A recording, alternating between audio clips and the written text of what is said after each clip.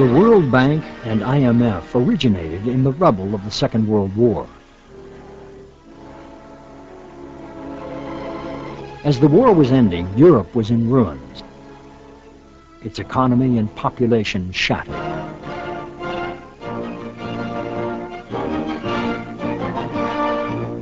At Bretton Woods, New Hampshire, delegates from 44 allied and associate countries arrived for the opening of the United Nations Monetary and Financial Conference. The conference created a new world economic order by establishing the World Bank and IMF. Each member nation agreed to put a certain amount of money into the bank and IMF. Each member nation votes on which countries will receive loans and under what terms. Voting power is based on the amount of money invested.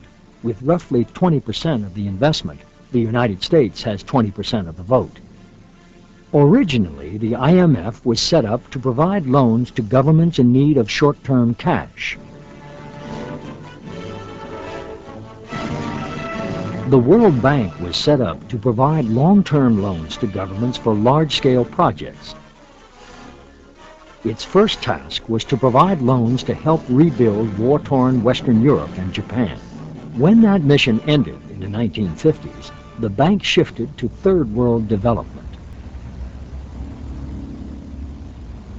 But in the early 1970s, oil money from the Middle East poured into big private banks, and problems began. This is what happened.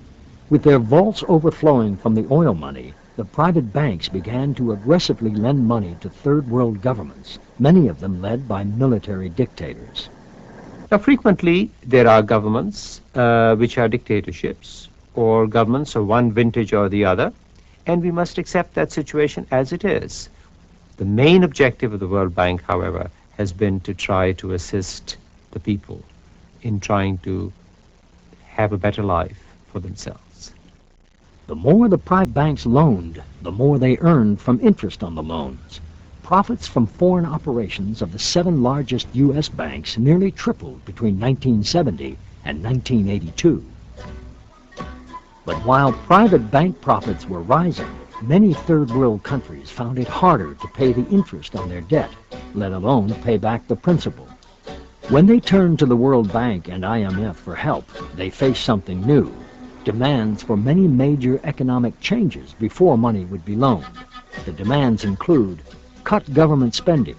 Governments typically do this by privatizing, that is, selling state-owned industries. They also cut spending by laying off government workers, curtailing government services, cutting subsidies for health and education. Another demand: increase the export of raw materials. All of this is to make more money available to help pay off a country's debts. Governments that don't agree to these loan conditions don't get World Bank or IMF loans. And if the World Bank and IMF won't lend money, they know they cannot borrow money from other sources.